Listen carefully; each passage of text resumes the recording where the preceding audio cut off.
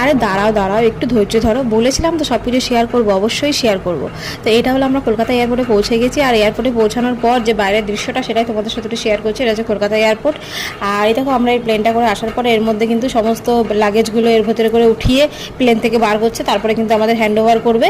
আর তো তার জন্য তোমাদেরকে একটু দেখিয়ে দিলাম যে বাইরেরটা কেমন, আর একটুখানি কেমন ধোয়া ধোয়া লাগছে না। আর এই দেখো আমরা কিন্তু পৌঁছে গেছিলাম বাড়িতে, আর বাড়িতে যাওয়ার পরে কিন্তু একদিন দুদিন পরে কিন্তু আমরা চলে গেছিলাম, এটাকে বলে গ্রামের শ্যালো মেশিন, ওখানে স্নান করতে গেছি। তো এখানে কিন্তু সবাই আছে, আমার দিদির মেয়েরা আছে, সবাই হাই হ্যালো করছে আর খুব মজা করছিলাম, আমরা খুব মস্তি করছিলাম। আর হচ্ছে ওখানে স্নান করতে এসেছিলাম আমরা।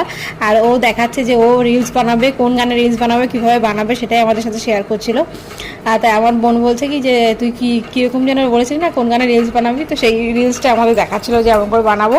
আর ওটা কিন্তু আমার বোনের ছেলে, আর ওটা কিন্তু আমার দিদির মেয়ে।